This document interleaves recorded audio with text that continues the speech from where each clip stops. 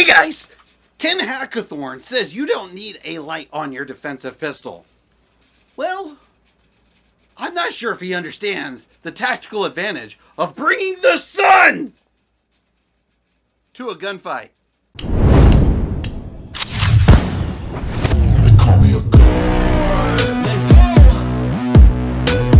Hey guys! Welcome back, it's Gun Deity, and with all due respect, Ken Hackathorn knows more about shooting than I probably will ever know. He's probably forgotten more than I will ever know. But it's fun to poke fun when they make statements like that. Nonetheless, this week we are reviewing a pair of tactical lights today. Yeah, a pair. Now this set comes from a company called Warriorland. They are out of China. I know, China. But, you know, pretty much everything is made in China, including the phone you're watching this on right now. Alright, so full disclosure, Warriorland did send these out to me for review. I did promise them that I would make a video on review, but I did not promise them whether it was going to be a good review or a bad review. That all depends on the product. You'll see in the video what I think of these guys. But it is a review of a product that was sent to me. Alright, so before we get too far into it, let's go over the specs of these guys. These are the Warriorland Crossbows. Now, what's really cool about these guys is they are an all metal frame. That is a anodized machine aluminum frame. Makes them impact resistant, makes them a little bit more durable than those polymer framed ones. Now, what's really cool is these are both 800 lumens, and they are the first of its kind to have a little LED display that shows you the battery life and everything. It also kind of scrolls the Warriorland name across it, just in case you forget the name of the company, even though it's printed there. It's printed right, yeah, literally. It's printed literally right next to the LED screen. So, doesn't need that? No. But it is nice that it tells you how long the battery is on an LED screen. Both of these have a full focus beam, which is 800 lumens, as you can see. And both have what's considered a moonlight setting. This is for, like, you know, you get home and you lost your keys or something. Not sure what you really need it on a weapon light for, but it does have it. That is an option for you. And when you're on that moonlight setting, it actually tells you that you're at a lower lumen level. So you can just kind of find something in the dark, I guess. I don't know. I don't know what you'd use it for. Let me know in the comment sections if you do. Now, what's really cool about these guys, and probably the biggest bang for your buck, is the fact that they come with a compatible holster right out of the box. Now, I got mine for Glock 19 size because I put mine on the Budget Queen. And it's a Kydex inside the waistband holster that's designed for this. Kydex holsters run about 50 bucks. This light is about $129 standard price. Now, that being said, you can get a 10% discount code if you use the link in my description and use the discount code GUNDEITY1. That's GUNDEITY1. And you get 10% off. So, knocks an extra, what, 12 bucks off of it? No, that's, yeah, 10%, 12 bucks. Yeah, so, you know, that's a pretty good, decent little price when you factor in that the holster is going to cost you about 50 bucks if you can find one already molded for this light, which is going to be difficult. So, that is a big plus. Now, both of these come with 6 universal mounts inside the box, and it's just a quick attachment or detachment to change it out to whatever, to change it out to fit whatever pistol you're running it with, which is pretty easy. And it's just a couple of little screws that hold it in place. Super quick and easy. So easy, a caveman can do it. Sorry, Geico. Had to steal that. The other cool thing is both of these have magnetic charging. And what's really neat is that magnetic charging is on the side of the light, so it can stay mounted on the gun. So you can keep it on your firearm and charge it at night. And then next morning, you're ready to go. You got your daily carry all charged up, ready to go. All right, so the biggest differences between the MA2 and the MA1, as you can see, the MA1's a little bulkier. So the MA1 has a 3-position light setup. It's a light laser combo. So it's got 3 positions. It's got light only, just in case you want to be Apollo and bring the sun. The sun!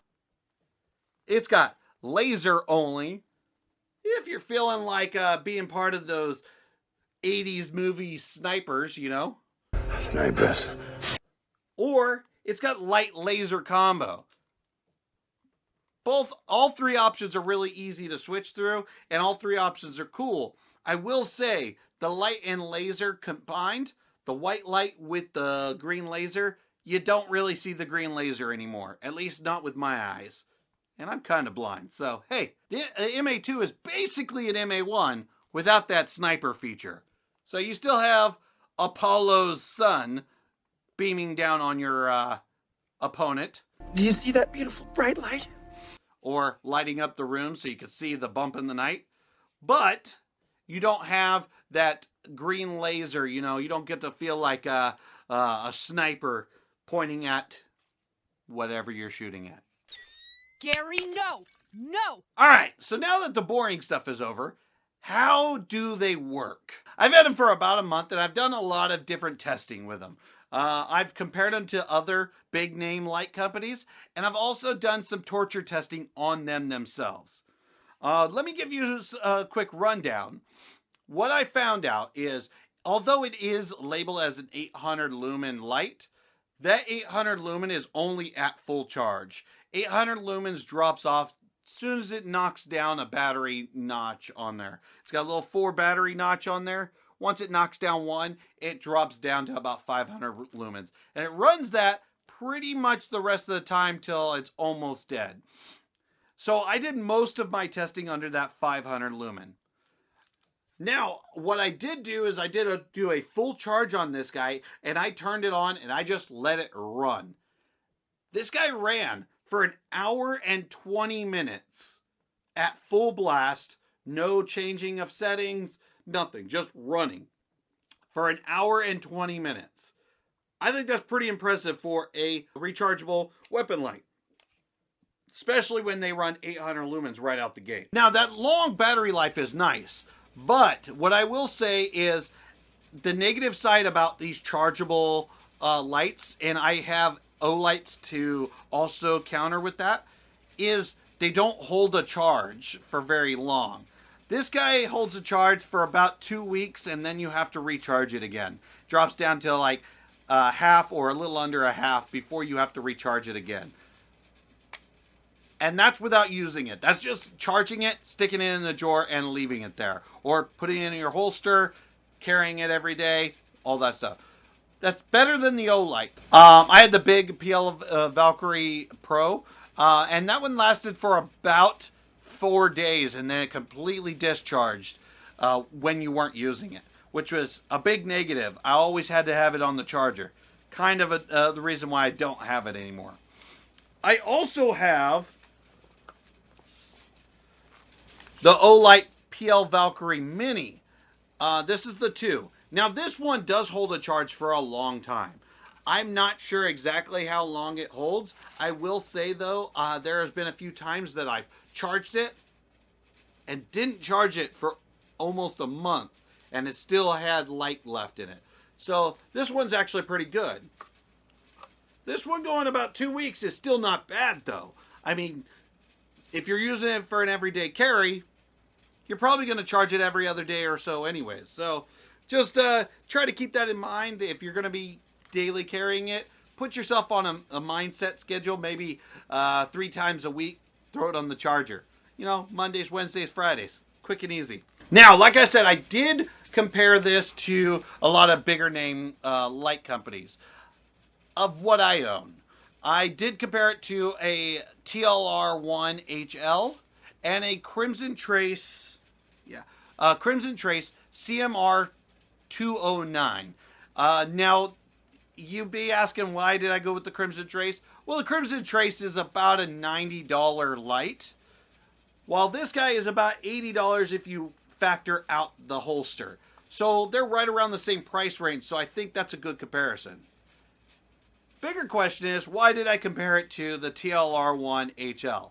Well, the TLR1 HL is a duty light that's been tested, and held up to vigorous testing across the board. A lot of companies use it as a weapon-mounted light. So, it's a good option to test this guy to see if this guy could possibly be a good duty use gun light.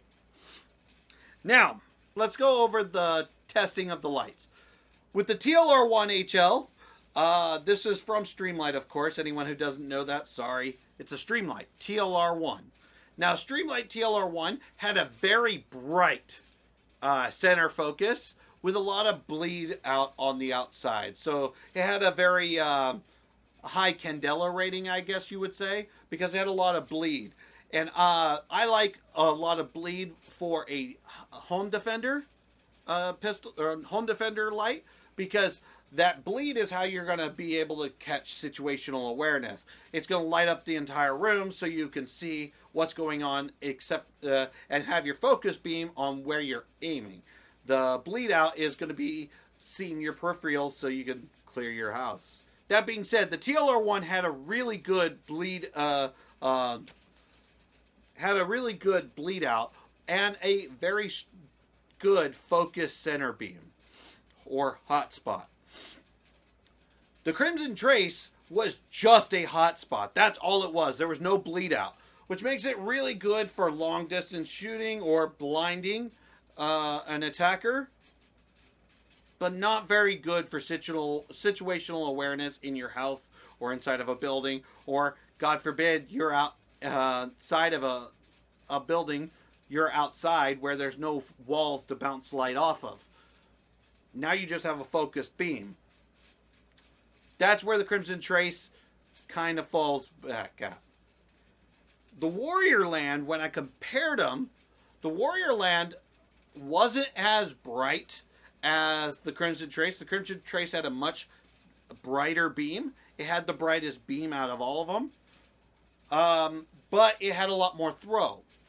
Now, I think it had more bleed out than the TLR1 HL, but it didn't have as bright of a center focus beam as the TLR1 HL.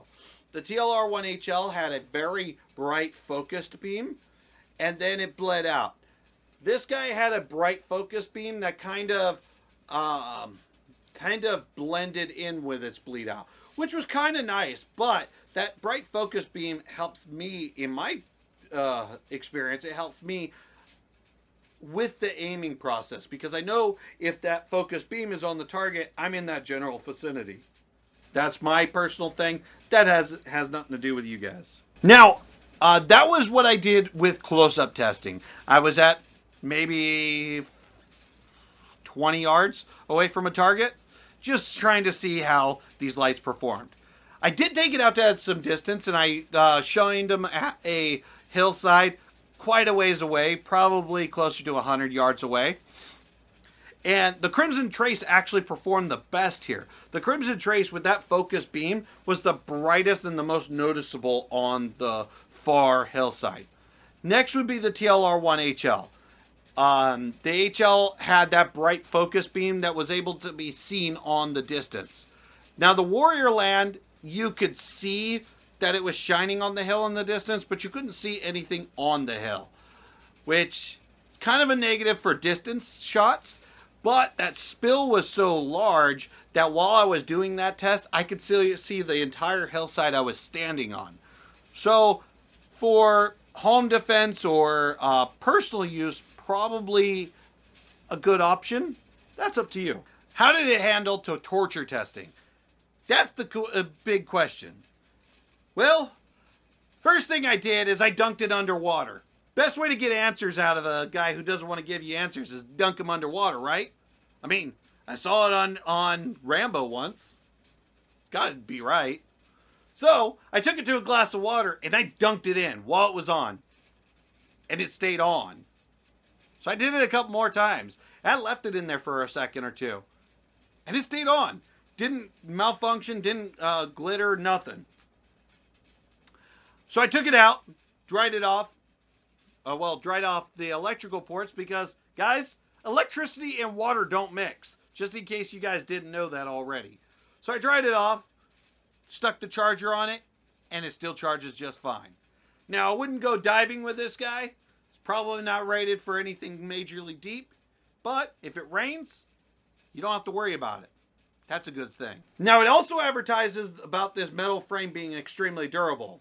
So, you know I had to beat it up. And you can see with the scuffs and scrapes, it got beat up pretty good. First test I did is I lined it up like you would if you were presenting a firearm. And I dropped it a bunch of times. Nothing happened. It was boring. It scuffed up the outside a little bit, but that's it. So we took it a step further. We beat this thing against the ground. I mean, it looked like Loki when Hulk got to him. Made him a puny god. Yeah, I beat the snot out of this thing. And it still functioned just fine. It was less looking like Loki and more looking like Thor. I know, movie nerd. I get it.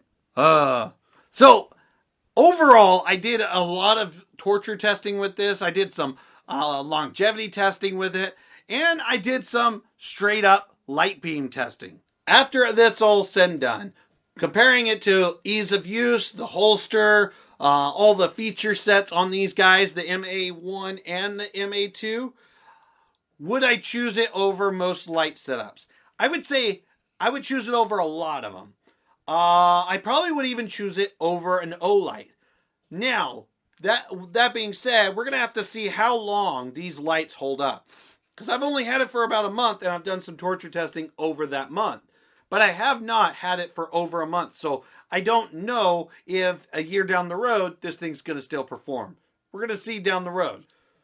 But I would choose it over a lot of budget lights. I would not choose this guy over a Streamlight or a Surefire just because Streamlight and Surefire were made for military and police. This guy was made for shooters like me and you. Now, the question is, will you guys hackathorn it or will you bring the sun to the gunfight?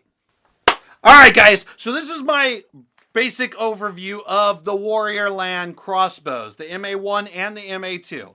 If you guys want to get one for yourself, check the link in the description below and use the code GUNDeity1 to get 10% off on that purchase. Definitely check it out.